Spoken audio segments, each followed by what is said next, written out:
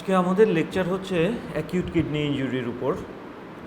Acute kidney injury মানে হচ্ছে যে স্ট্রাকচারাল অথবা ফাংশনাল একটা অ্যাবনর্মালিটি দেখা দেয় কিডনির উপর, এবং এটা অনেক সময়ই খুব ভালোভাবেই ট্রিটেবল।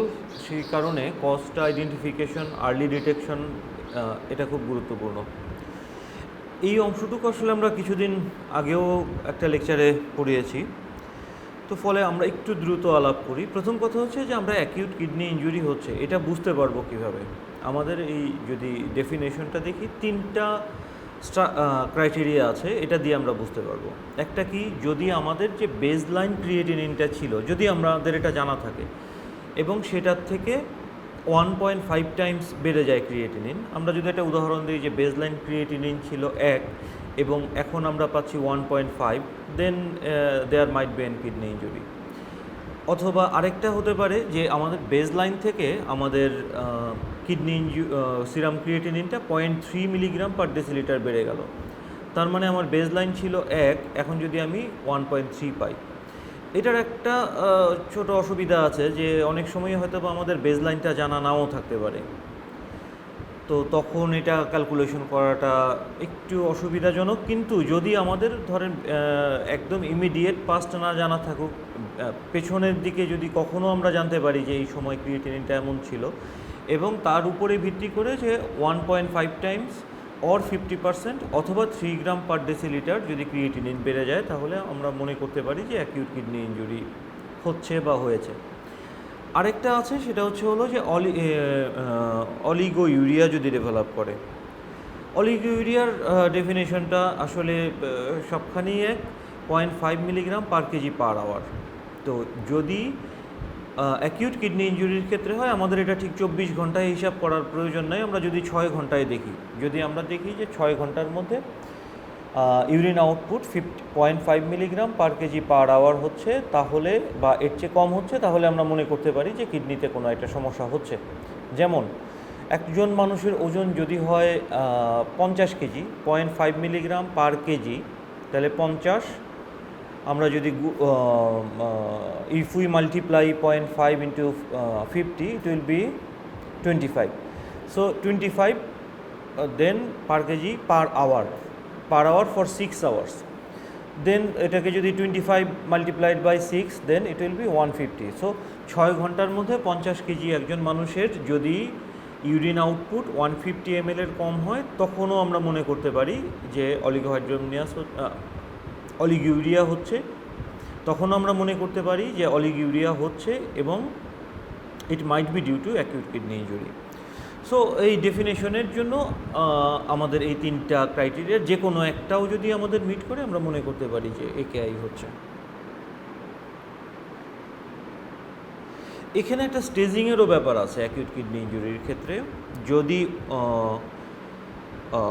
যদি আমাদের বেসলাইনটা জানা থাকে, একটু যদি 1.5 টু 1.9 টাইমস বেসলাইন, তাহলে বলা হয় stage 1, 2 to 2.9 of the baseline, তাহলে stage 2, 3 times or more of the baseline, তখন বলা হয় হচ্ছে স্টেজ 3।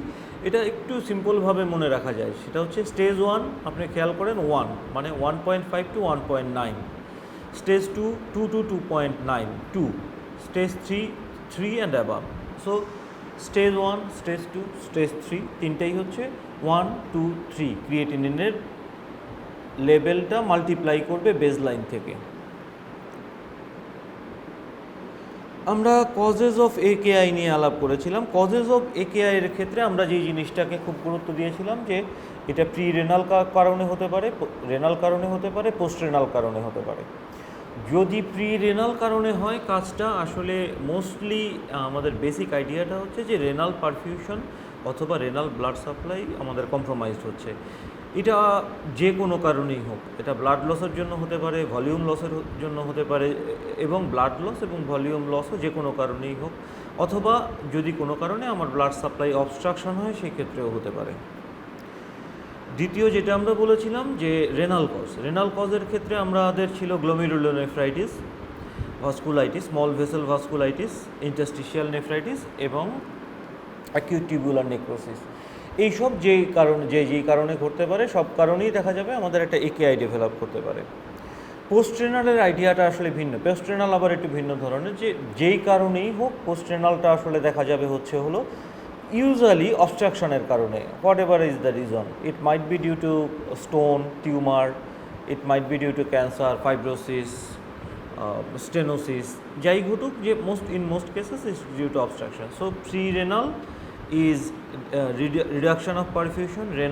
রেনাল যেই স্ট্রাকচার আছে সেটাতে আমাদের সমস্যা হচ্ছে, এবং যখন পোস্ট রেনাল হচ্ছে তখন ইউজুয়ালি অবস্ট্রাকশন। অ্যাকিউট কিডনি ইনজুরির এই তিনটা ভাবে যদি আমরা মনে রাখি তাহলে কারণগুলি মনে রাখাটা আমার মনে হয় সোজা হয়। তো এখন আমরা যদি আসি যে আমরা কজ জেনে গেছি তো, এবং ডেফিনেশনও জেনে গেছি, দেন আমরা পেশেন্ট ম্যানেজ করব কীভাবে। পেশেন্ট ম্যানেজমেন্টের ক্ষেত্রে একটা জিনিস খুব ইম্পর্টেন্ট, একটা হচ্ছে পেশেন্টটাকে আইডেন্টিফিকেশন করা যে পেশেন্টের একেআই ডেভেলপ করছে। দ্বিতীয় আরেকটা জিনিস খুব ইম্পর্টেন্ট, এটাকে মাথায় রাখা যে একেআই একটা শব্দ, অ্যাকিউট কিডনি ইনজুরি, কিন্তু একেআই বাই ইটসেলফ এটা আসলে কোনো অসুখ না। কারণটা হচ্ছে কি, আপনারা দেখতেছিনি যে কারণ বিভিন্ন, কোনো জায়গায় দেখা যাচ্ছে ল্যাক অফ পারফিউশন, কোনো জায়গায় দেখা যাচ্ছে গ্লোমেরুলোনেফ্রাইটিস, কোনো জায়গায় দেখা যাচ্ছে স্টোন অর টিউমার। তো আপনার ম্যানিফেস্টেশন একেআই, অ্যাকিউট কিডনি ইনজুরি, কিন্তু ম্যানেজমেন্ট আসলে ভ্যারি করবে অ্যাকর্ডিং টু কজ। সো যেই কজটা আইডেন্টিফাইড হবে, actually that is the disease, and early detection of that disease is very much important. কারণ আপনি যদি ওই কজটাকে ট্রিট করতে পারেন, একেআই আসলে ঠিক হয়ে যাবে, এবং বেশিরভাগ ক্ষেত্রে মানে একেআই ইজ রিভার্সেবল। সো আপনাকে প্রথমেই কী করতে হবে, যে একটা হিস্ট্রি নিতে হবে এবং ফিজিক্যাল এক্সামিনেশন করতে হবে। ড্রাগ হিস্ট্রি নিতে হবে, যেই ওষুধগুলি মানে ওভার দ্য কাউন্টার ড্রাগ কিছু আছে নাকি সেটা নিতে হবে, কোনো প্রেসক্রাইব মেডিকেশন আছে নাকি সেটা নিতে হবে। সোশ্যাল হিস্ট্রিটা নিতে হবে, কারণ হচ্ছে মানে যে হোম এনভায়রনমেন্টটা কেমন, তারপরে কোথাও ভিজিটের কোনো হিস্ট্রি আছে নাকি, ট্যুরিজমের কোনো হিস্ট্রি আছে নাকি, যেগুলির থেকে যেমন ম্যালেরিয়ার থেকে একেআই ডেভেলপ করতে পারে। সো সেই জিনিসগুলি চিন্তায় নিতে হবে। সো একটা ডিটেল হিস্ট্রি এবং ফিজিক্যাল এক্সামিনেশনের গুরুত্ব অনেক বেশি। তো যেহেতু আমাদের একটা কজের মধ্যে হাইপোভলিউমিয়া একটা কজ, তো সো আমাদের ফ্লুইড স্ট্যাটাসটা আসলে বিবেচনায় নিতে হবে, যে কোনো কারণে আমাদের হাইপোভলিউমিয়া ডেভেলপ করেছে নাকি,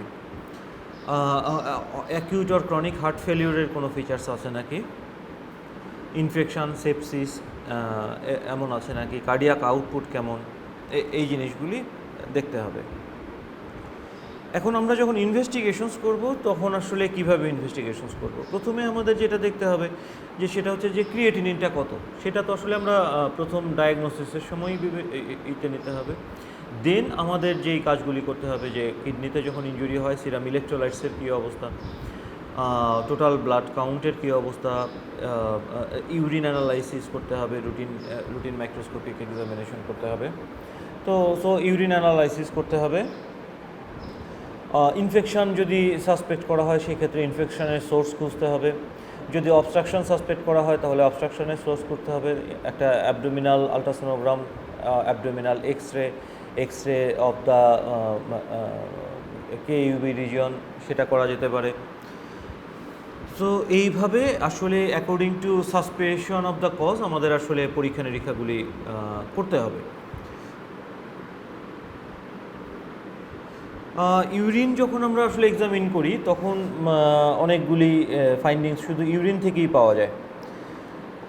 যেমন আমরা যখন ইউরিনে ডিপস্টিক করি, যদি গ্লোমেরুলোনেফ্রাইটিস হয় আমাদের এক্সপেকটেশন থাকে হচ্ছে হেমাচুরিয়া এবং প্রোটিনিউরিয়া থাকবে। যদি পাইলোনেফ্রাইটিস হয় তাহলে একটা সম্ভাবনা থাকে যে পাইউরিয়া বা লিকোসাইটিউরিয়া থাকতে পারে। যদি ইন্টেস্টাইনাল নেফ্রাইটিস হয় তাহলে ইসিনোফিল থাকতে পারে ইউরিনের মধ্যে। সো ইউরিন এক্সামিনেশনের মধ্যেও আমরা আসলে অনেক ধরনের ইন্টারপ্রিটেশন আনতে পারি। আমি কয়েকটা জাস্ট একটু আলাপ করছি। যেমন ধরেন এপিথেলিয়াল সেল যদি আমরা ইউরিনে পাই, এটা আসলে নর্মাল, এটা খুব একটা সিগনিফিকেন্স ক্যারি করে না। কিন্তু যদি রেনাল টিউবুলার সেল পাই তাহলে মেবি অ্যাকিউট টিউবুলার নেক্রোসিস, নন ডিসফর্মিক রেড সেলস, নন গ্লোমেরুলার যখন রেড সেল আসে, রেড সেল আবার দু ধরনের হতে পারে, একটা হচ্ছে ডিসমরফিক রেড সেল আর একটা হচ্ছে নন ডিসমরফিক রেড সেল। যদি নন ডিসমরফিক রেড সেল হয় তাহলে সেটা দেখা যাবে যে anywhere from the non glomerular source, মানে নন ডিসমরফিক রেড সেল ইউরিনে থাকা মানেটা হলো যে নন গ্লোমেরুলার সোর্স, অন্য যে কোনো জায়গার থেকে আসতেছে কিন্তু গ্লোমেরুলাস থেকে না। কিন্তু যদি ডিসমরফিক রেড সেল পাওয়া যায় তার মানেটা হলো সোর্সটা হচ্ছে গ্লোমেরুলাস। যদি রেড সেল পাওয়া যায় তাহলেও আসলে রেড সেল কাস্ট পাওয়া যায়। রেড সেল কাস্ট অনেকটা diagnostic of glomerular disease. Leucocyte যদি পাওয়া যায় তাহলে যদি মোর দেন 3 পার হাই পাওয়ার ফিল্ড যদি লিকোসাইট পাওয়া যায় তাহলে মেবি ডিউ টু ইনফেকশন। যদি হোয়াইট সেল কাস্ট পাওয়া যায় রেনাল ইনফেকশন, যদি হায়ালাইন কাস্ট পাওয়া যায় any type of renal disease. তাহলে এই ইউরিন অ্যানালাইসিসটুকু আসলে মানে ছোট্ট একটা পরীক্ষা, কিন্তু যদি মানে ভালোভাবে ইন্টারপ্রেট করা যায় অনেক তথ্য জানা যায়। যেমন কি যদি আমাদের এপিথেলিয়াল সেল থাকে এটা আসলে তেমন একটা গুরুত্ব বহন করে না, কিন্তু যদি আমাদের টিউবুলার কাস্ট থাকে তাহলে মেবি আমাদের acute tubular necrosis, tubular cell থাকে। আবার যদি রেড সেল থাকে তখন দুইটা জিনিস বিবেচনায় নিতে হবে, কি এটা কি নন ডিসমরফিক রেড সেল না ডিসমরফিক রেড সেল। যদি নন ডিসমরফিক সেল হয় then this is non glomerular cell. Non মনে রাখা যায় যে non dysmorphic cell non glomerular source. আর যদি ডিসমরফিক রেড সেল পাওয়া যায় তাহলে এটা glomerular source. Red cell cast যদি থাকে then it's also maybe from the glomerulus. যদি লিকোসাইট থাকে এবং মোর দেন 3 পার হাই পাওয়ার ফিল্ড সেই ক্ষেত্রে there might be renal tract infection. যদি হোয়াইট সেল কাস্ট থাকে it might also be due to infection. যদি হায়ালাইন কাস্ট থাকে তাহলে any type of renal disease. Then যদি গ্র্যানুলার কাস্ট থাকে দেন রেনাল ডিজিজটা এমন হতে পারে যে আরও অনেক বেশি অ্যাডভান্সড অবস্থায় আছে হয়তোবা। আর যদি আমরা সরাসরি কোনো ব্যাকটেরিয়া পেয়ে যাই then it's proves infection. So diagnostics ওয়ার্কআপটা আসলে একেআই এর ক্ষেত্রে আমরা একভাবে চিন্তা করলে অনেক জটিল, আর একভাবে চিন্তা করলে আসলে অত জটিল না। কারণ প্রথমে ধরেন আমরা যদি হিস্ট্রি নেই যে পেশেন্টটা আসলো, এবং আমরা যদি মোস্ট কমন হিস্ট্রির দিকে যাই যে আপনার কি ভমিটিং হচ্ছে নাকি, আপনার কি ডায়রিয়া আছে নাকি, এই দুইটা দিয়ে কিন্তু মোটামুটি হাইপোভলিউমের একটা বড় কজ কভার হয়ে যায়। পেশেন্টের কি কোনো কারণে হার্ট ফেলিওর আছে নাকি, acute heart failure or chronic heart failure, পেশেন্টের কোনো ব্লাড লসের হিস্ট্রি আছে নাকি, যে কোনোভাবেই হোক। তো সেই ক্ষেত্রে আমরা কিন্তু একটা ভলিউমের একটা হিস্ট্রি পেয়ে যাই। একই সাথে আমরা পেশেন্টের কোনো অবস্ট্রাকশানের ইউরিন আউটপুট কমে গেছে সেরকম কোনো হিস্ট্রি আছে নাকি, অবস্ট্রাকশানের কোনো ফিচার্স আছে নাকি, বা এর আগে অবস্ট্রাকশানের কোনো ফিচার্স ছিল নাকি, পূর্ববর্তীতে কখনো কিডনিতে কোনো সমস্যা, মানে এইভাবে যদি আমরা হিস্ট্রিগুলি নিতে থাকি তখন দেখা যায় যে আমাদের অ্যাপ্রোচটা অনেক সোজা হয়ে যায়। তো প্রথমে আমরা যদি ডেফিনেটলি ডায়াগনোসিস করতে পারি যে পেশেন্টের একটা কিডনি ইনজুরি হয়েছে, অ্যাকিউট কিডনি ইনজুরি, দেন আসলে ওয়ার্কআপটা করতে হবে হলো যে আপনার ইসের উপরে যে ডায়াগনোসিস অফ দ্য কজ। তো দেন কজ ডায়াগনোসিস হয়ে গেলে management according to the cause of the condition. আমি একটা ছোট গাইডলাইন আপনাদের সাথে শেয়ার করতে চাই, সেটা হচ্ছে কেডিগো। কেডিগো আসলে একটা ইন্টারন্যাশনাল বডি যেটা আসলে কিডনি ডিজিজের জন্য রেকমেন্ডেশনটা করে। কেডিগোর রেকমেন্ডেশনটা আমি একটু শেয়ার করছি আপনাদের সাথে। এটা ওনারা 4টা ভাগে ভাগ করছে। প্রথম অংশটা হচ্ছে হাই রিস্ক, দ্বিতীয় হচ্ছে একেআই এর স্টেজ 1, দেন স্টেজ 2, দেন স্টেজ 3। সবার জন্যই যেটা করতে হবে, সব একেআই সাসপেক্টেড পেশেন্টের জন্য, discontinue all nephrotoxic agents when possible. যদি সম্ভব হয় তাহলে সব নেফ্রোটক্সিক এজেন্টস বন্ধ করতে হবে। Ensure volume status and perfusion pressure, volume correction করতে হবে এবং যাতে পারফিউশন প্রেশারটা মেনটেনড হয়। কনসিডার ফাংশনাল হিমোডাইনামিক মনিটরিং, যে পেশেন্টের হিমোডাইনামিক্যালি স্টেবল আছে নাকি সেটা যাতে কন্টিনিউয়াস মনিটর করা যায়। Monitor serum creatinine and urine output. Avoid hyperglycaemia. Consider alternative to radio contrast procedure. এটা হচ্ছে সবার জন্য, এই সবার যাদের আমরা একেআইকে হাই রিস্ক সাসপেক্ট করতেছি তাদের সবার জন্য। দেন আসে আমাদের একেআই স্টেজ 1-এর জন্য non invasive diagnostics workup and consider invasive diagnostics workup. AKI stage 2-এর জন্য হলো check for changes in the drug dosing, consider renal replacement therapy and consider ICU admission. So এই হচ্ছে আমাদের টোটাল ম্যানেজমেন্টের জন্য যে কিছু কিছু জিনিস হচ্ছে একদম জেনারেল মেজার্স, যারা একেআই সাসপেক্ট করা হবে সবার জন্যই করতে হবে। মানে কি, যে একেআই হচ্ছে বা নেফ্রোটক্সিক যে কোনো ধরনের এজেন্ট, এটা যদি সম্ভব হয় তাহলে এটাকে অমিট করতে হবে। আমার ভলিউম এবং পারফিউশন এনশিওর করতে হবে, পেশেন্টের হিমোডাইনামিক স্ট্যাটাস এনশিওর করতে হবে, পেশেন্টের ইউরিন আউটপুট এবং ক্রিয়েটিনিন মনিটর করতে হবে, হাইপারগ্লাইসেমিয়া সম্ভব হলে অ্যাভয়েড করতে হবে, এবং রেডিও কন্ট্রাস্ট যদি আমাদের কোনো প্রসিজিওর থাকে যেখানে আমাদের রেডিও কন্ট্রাস্ট মিডিয়া ব্যবহার করতে হবে সেটাকে সম্ভব হলে অ্যাভয়েড করতে হবে। দেন স্টেজ 1-এ হলো নন ইনভেসিভ ডায়াগনস্টিক্স ওয়ার্কআপ, আমাদের ইনভেস্টিগেশনস করতে হবে কিন্তু নন ইনভেসিভ যেই প্রসিজিওরগুলি আছে, consider invasive diagnostics workup. And stage 2 থেকে দেন অনওয়ার্ডসে আমাদের যেগুলি কী করতে হবে, যে আমাদের যেই ওষুধগুলি আমরা এখন দিচ্ছি সেগুলিকেও ডোজ অ্যাডজাস্ট করতে হতে পারে, এবং মেইবি আমাদের রেডি হতে হবে যে রেনাল রিপ্লেসমেন্ট থেরাপি অ্যাকিউটের ক্ষেত্রে অনেক সময় লাগে, এবং maybe admission to the ICU. আমরা যদি একটু ভাগ করে দেখি যে fluid status assessment and determine the fluid prescription. যদি হাইপোভলিউমিক হয় তাহলে optimise systemic haemodynamic status with fluid challenge and inotropic drugs if necessary. যদি প্রয়োজন হয় তাহলে প্রথমে আমরা ফ্লুইড দিব, প্রয়োজন হলে আমাদের আয়োনোট্রপিক ড্রাগও দিতে হতে পারে। যখন ইউভলিউমিক হয়ে যাবে তখন আমাদের কি দিতে হবে, আমাদের আউটপুটটা মেজার করতে হবে, এবং আউটপুট মেজারমেন্টের পর 500 ml অ্যাড করতে হবে যে ইনসেন্সিবল লসেসের জন্য। যদি ফ্লুইড ওভারলোড হয়ে যায় তাহলে ডায়াবেটিস দিতে হবে। তাহলে একটা একেআইয়ের পেশেন্টের আমাদের 3টা ধাপে পেশেন্ট আমাদের করতে হবে। যদি আমাদের হাইপোভলিউমিক হয় দেন আমাদের ফ্লুইড রিপ্লেসমেন্ট করতে হবে, এবং যদি প্রয়োজন হয় তাহলে আয়োনোট্রপস দিতে হবে। ইউভলিউমিক হলে আমাদের ফ্লুইড রিপ্লেসমেন্টটা হবে যে ইউরিনারি আউটপুট যতটুকু তার সাথে 500 ml যোগ করতে হবে ইনসেন্সিবল লসের জন্য। এবং যদি আমরা মনে করি যে পেশেন্ট হাইপার ভলিউমিক দেন ডায়াবেটিস দিতে হবে। এবং অনেক ক্ষেত্রে এই ক্ষেত্রে আমাদের ডায়ালাইসিস লাগতে পারে। এখন আমাদের ইলেকট্রোলাইটসে কী প্রবলেম হতে পারে, একেআইতে অনেক সময় আমাদের পটাশিয়াম কনসেন্ট্রেশন বেড়ে যেতে পারে। যদি পটাশিয়াম কনসেন্ট্রেশন 6.5-এর বেশি হয় দেন আমাদের কার্ডিয়াক স্ট্যাবিলাইজেশনের জন্য ক্যালসিয়াম গ্লুকোনেট দিতে হবে, এবং ইনসুলিন এবং গ্লুকোজ প্রয়োজন অ্যাকর্ডিং টু সিচুয়েশন আমাদের প্রেসক্রাইব করতে হতে পারে। যদি অ্যাসিডোসিস হয় এবং আমরা যদি পিএইচ 7-এর নিচে পাই সেই ক্ষেত্রে সোডিয়াম বাইকার্বনেট দিতে হতে পারে। তো আমরা যদি অ্যাট এ গ্ল্যান্স দেখি যে অ্যাকিউট কিডনি ইনজুরি ট্রিটমেন্টটা কী হবে, discontinue potentially nephrotoxic drug. Nephrotoxic হতে পারে এরকম কোনো ড্রাগ অথবা এজেন্ট ডিসকন্টিনিউ করতে হবে যদি সম্ভব হয়।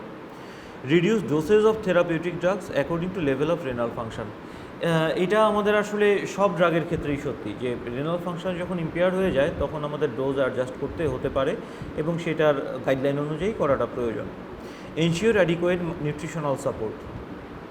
Consider proton pump inhibitors to reduce the risk of upper gastrointestinal bleeding. Screen for intercurrent infection and treat promptly if present. In case of urinary tract obstruction, drain lower or upper urinary tract as necessary.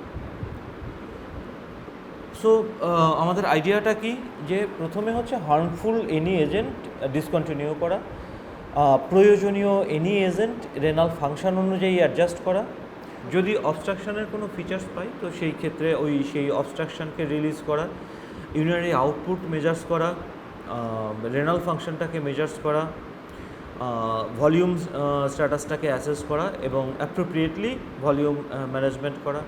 যদি acidosis হয় সেটাকে correction করা, যদি hyper kalaemia develop করে accordingly manage করা। এবং তারপরেও যদি আমরা দেখি যে না সব রেসপন্স আমাদের প্রত্যাশা অনুযায়ী রেসপন্স হচ্ছে না, সেই ক্ষেত্রে অনেক সময় আমাদের ডায়ালাইসিস লাগতে পারে, অনেক সময় পেশেন্টকে হয়তো বা আইসিইউতেও শিফট করা প্রয়োজন হতে পারে। তো এই হচ্ছে সব মিলিয়ে ইন শর্ট অ্যাকিউট কিডনি ইনজুরির উপর আমাদের এই লেকচারটা। সবাইকে ধন্যবাদ।